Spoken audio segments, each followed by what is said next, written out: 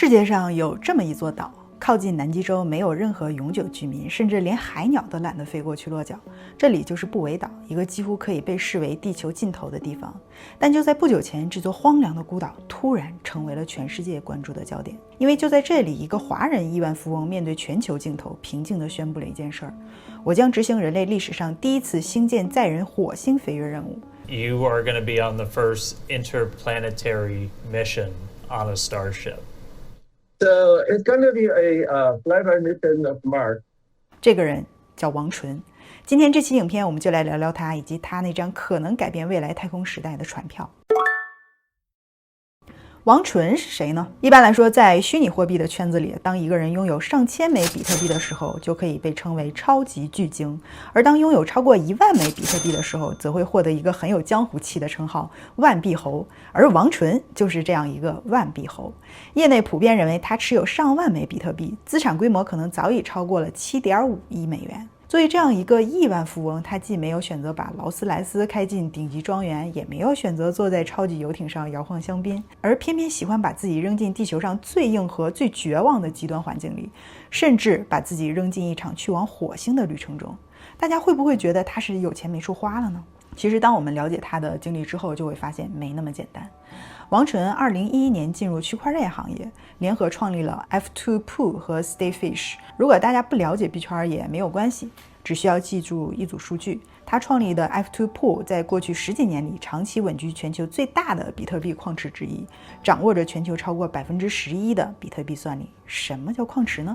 简单来说，就是比特币网络像一张全球彩票，全世界矿工都在拼命计算密码，谁先算出来谁就获得奖励。而王纯做的事情就是把全球无数矿工的算力聚合起来，一起参与这场竞争。过去15年里，这些疯狂运转的服务器源源不断地转化成了巨大的财富。有意思的是，王纯把这些在数字世界里赚来的财富换成了一张通往深空的船票。就在去年，他完成了一次震惊宇航界的首次尝试 Frame2 任务。他直接包下了一整艘 Crew Dragon 龙飞船，花费约2亿美元，而且不仅是出资人，更是任务指令长。更关键的是 Frame2 走的是90度倾角的极地轨道，这是人类航天史上第一次有人类驾驶飞船垂直切过地球的南北极上空。但是为什么以前的商业航天没人这么飞呢？因为极地轨道意味着飞船要直接穿过地球磁场的最薄弱的2个端点，那里的宇宙辐射最强，对飞船寿命和宇航员身体的考验也是最残酷的。在这次任务中，他们甚至完成了太空 X 光和微重力蘑菇培育实验。所以你会发现，王纯不是去太空打卡，他是在证明自己有资格坐进驾驶席。而极地轨道对他来说仅仅只是热身而已，他的目标在更远的地方，月球与火星。那么这场火星之旅如何实现呢？就在2026年5月21日 SpaceX 星舰第12次飞行直播期间，镜头切到了布韦岛，王纯正式宣布了自己的下一步计划。而仅仅在1天之后，承载着这个梦想的主角星舰 V3 就完成了关键测试。这2件事几乎前后脚发生，仿佛都在告诉全世界，这件事正在从科幻走向现实。要想搞清楚王纯接下来的疯狂计划，我们必须先认识一个刚刚登场的主角 SpaceX 最新的 V3 版星舰。2026年5月22日，这艘被马斯克视为火星计划核心载具的超级飞船完成关键测试。它高达124米，相当于40层楼的高度，近地轨道运力超过100吨，未来还有望翻倍提升。与此同时呢，完全体的第3代猛禽发动机也首次以执行飞行任务的身份亮相。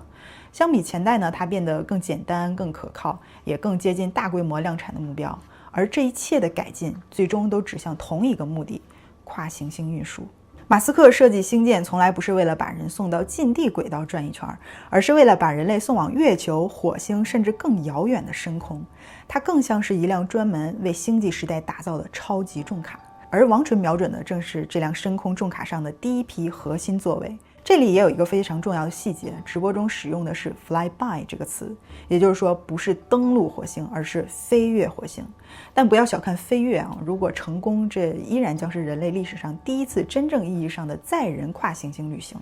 根据 SpaceX 官方刚刚公布的规划，王纯的深空之旅将分为2步。第一步是星舰绕月，他将加入世界上第一位太空游客丹尼斯·蒂托的飞船，搭乘星舰前往月球轨道，在距离月球表面仅仅200公里的地方飞跃。第2步是火星飞跃任务，这是一场人类历史上从未尝试过的真正的跨行星载人飞行。虽然只是飞跃而不是登陆，但是这趟旅程的难度也依然很大。我们可以想象一下这场任务的场景：你身处深空，前面的路没有人类走过，中途的路上没有补给，后面也没有支援。一次旅程长达2年，而你和你的队员们从地球发射之后，就要一直生活在这个不锈钢房子中，在冰冷漆黑的真空里孤独地飞行了几个月，终于那颗传说中的红色星球越来越大，占据了你整个舷窗，你甚至能看清它表面巨大的奥林帕斯火山。但是由于没有降落燃料，你不能停下来，无法在这里着陆，也无法踏上那片土地。你只能坐在飞船里，隔着舷窗眼睁睁地看着它近在咫尺，然后利用火星巨大的引力弹弓，像一颗石子一样被甩出去，重新掉头朝着来时的方向，在漆黑中再飞几个月回到地球。在这长达2年的时间里，你将完全生活在一个密闭的钢铁罐子里，你喝的每一口水，流的每一滴汗，全部需要依靠飞船上的生命保障系统进行100%的循环过滤和重新饮用。任何一个阀门漏气，代价就是全员葬身深空。不仅如此，由于脱离了地球磁场的保护，宇宙高能射线会像无形的 X 光一样，没日没夜地反复穿透你的身体。在长达2年的漫长归途里，你转过头，背后的火星正在逐渐变小，你看向前方，家园地球渺小的就像宇宙深处的一粒蓝色尘埃。我们回到现实世界，虽然2026年首飞的星舰 V3 是跨行星的完全体，但王纯买下的这张票绝对不是一张可以惬意度假的头等舱沙发，而是一场长达2年挑战人类生理与心理极限的深空奥德赛。那么既然风险这么大，代价这么高，我们又该如何看待这群人的选择呢？他们到底是怎么想的呢？放着好好的生活不过，偏偏就要去做这个事情呢？说到这里，问题来了，这到底是一场富豪的极限冒险，还是人类文明的重要一步？坦率地说，科学界至今仍然存在巨大争议。长期失重、骨质流失、宇宙辐射、深空心理压力，这些问题到今天都没有被彻底解决。马斯克曾乐观地预测在2020年代末实现载人登火，但绝大多数自然杂志的行业专家认为，到2031年甚至更久之后能够安全实现载人火星任务，就已经是一个奇迹了。这是科学面对未知时必须保持的敬畏和审慎。不过话说回来，500年前的人类又何尝不是如此呢？当第一批水手登上木质帆船驶向大西洋的时候，他们甚至不知道自己会抵达哪里，没有补给站，没有卫星导航，没有天气预报，没有人能保证他们还能回来，但他们还是出发了。